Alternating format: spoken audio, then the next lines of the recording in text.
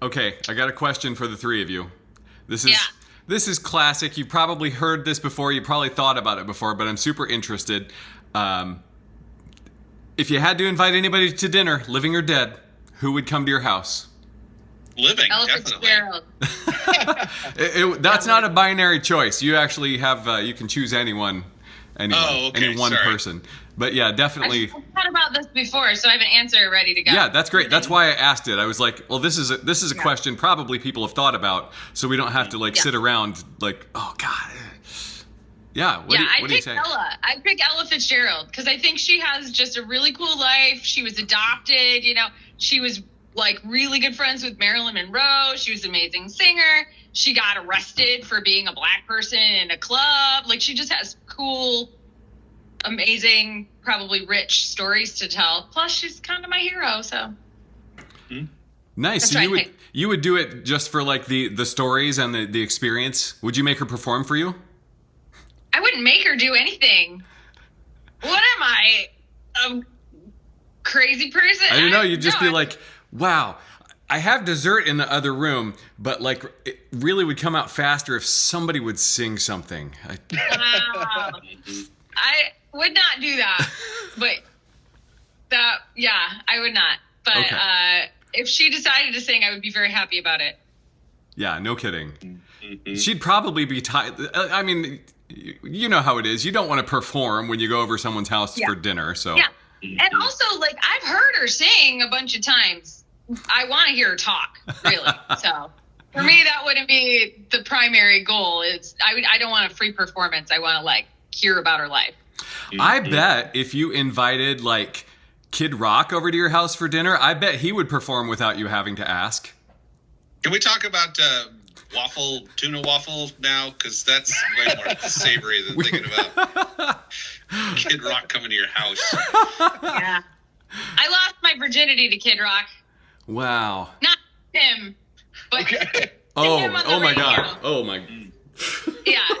He was playing on the radio when first time I had sex. Unfortunately. I was gonna say, did it change your feelings on the act while doing it? To make you want to just get done faster because it was Kid Rock? Pretty much just everything about it was disappointing. So that was just part of the disappointing puzzle. Bomba dang dang a diggy diggy bing bong. I don't remember the lyrics. Yeah. It wasn't that one. That is a vulnerability that I don't think that I've seen from you before, Erin. Thank you for opening us up to us about that probably traumatizing experience.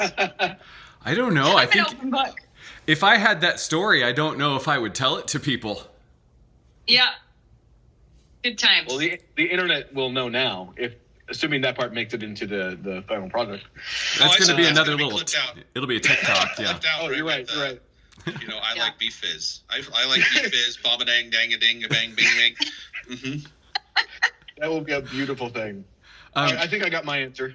I really don't know very much about Kid Rock music, Jason. Is that what he sounds like? Because you're kind of enticing me to listen to it.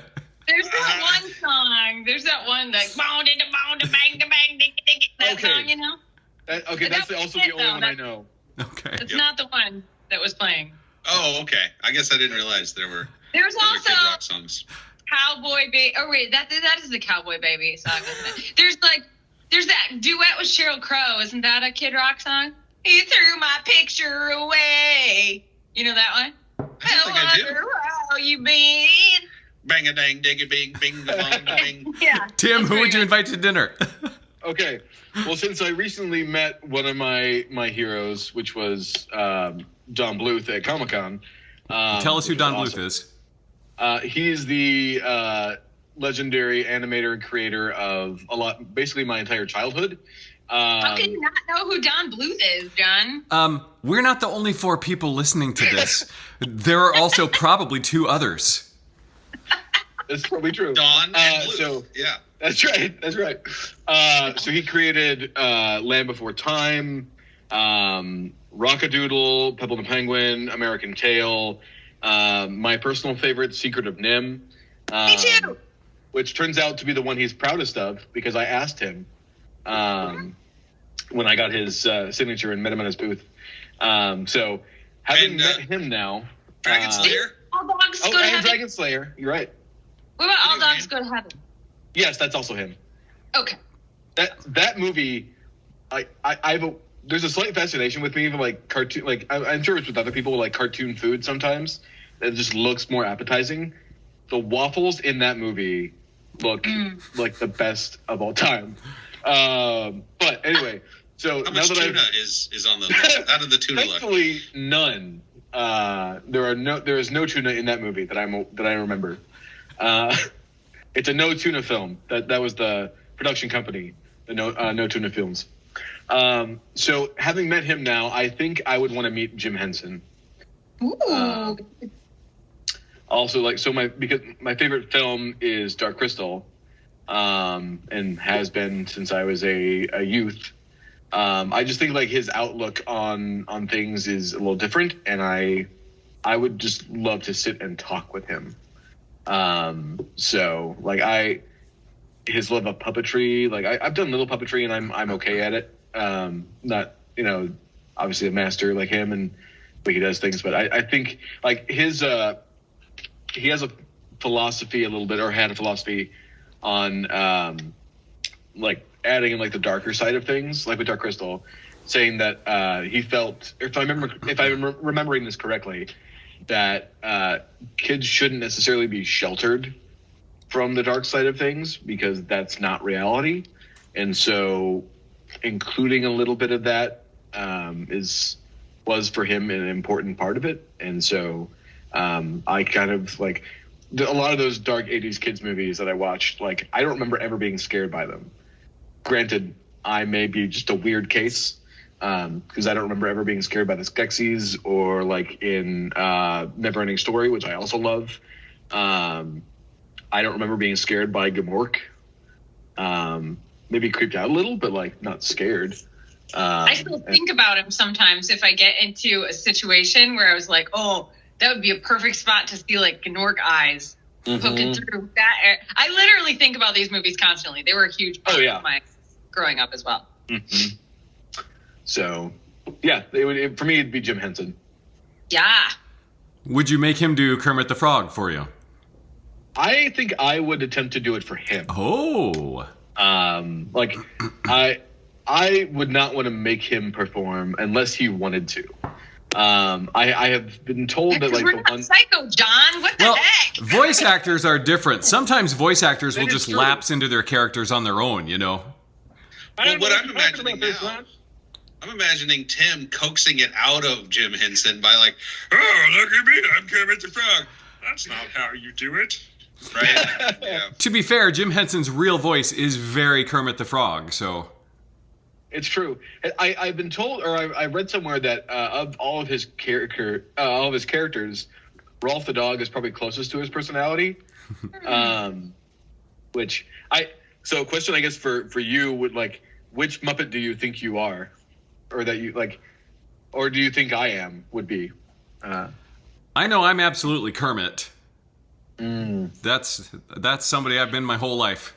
Let's organize a show and put on a show and romance a pig. I imagine I have to assume that I am I want to be Gonzo, but I'm probably a Skeeter. Like that's just the nature of it. Yep. So you're talking unless it's Scooter. Which one is the Scooter is the one in the Muppet Show. Skeeter is in Muppet Babies and is Scooter's twin. Okay, so Scooter is the one that that's fair. I'm thinking of. For a second, I was thinking Skeeter. Skeeter's also the name of a character in Doug. So right. Yeah, which I also feel like a Skeeter from Doug, but a Scooter from. Interesting. Mm-hmm. But a Gonzo. I think it's obvious who I am. Are you a diva? Do That's what you people think. like Mark Hamill? Are you in space? You probably put me in the Miss Piggy category. But I'd like to think I'm Pepe the Prawn. Okay? Yeah, there you go. I love that. What about you, Tim? The Muppets were riddled with the same problem everyone else has, which is there was one female character. So, I know, that's what I'm saying. Yeah. But I don't at have least choices. Other than a chicken, I could be a chicken. Oh, you could be Camilla. Oh, yeah, Absolutely. it's true. Yeah. at least that female character was also played by a man. Who was? Miss Piggy. That's true. It was Frank Oz. Yeah.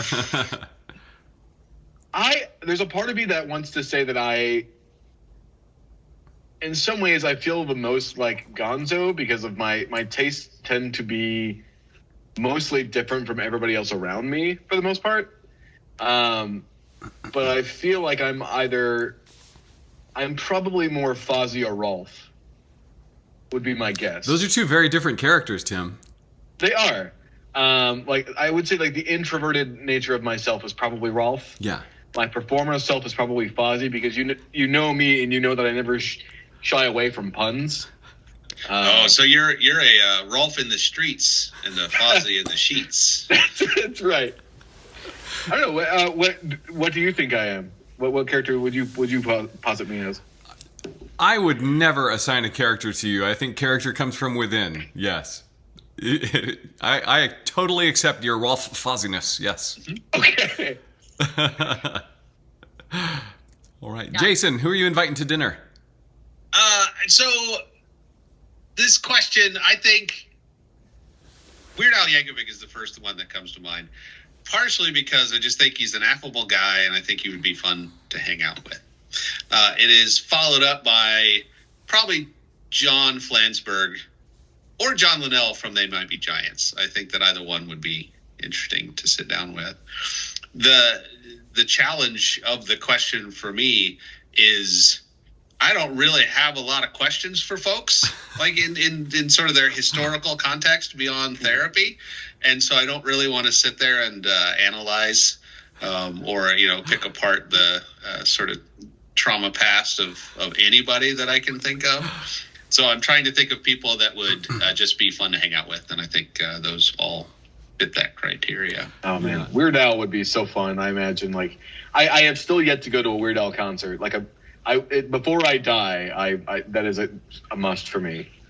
I have not yet achieved that. So he was he has this characteristic look, from the 1980s. He has this little mustache. He had these big glasses that he had on, long curly hair, wavy hair. Is that what inspired your look?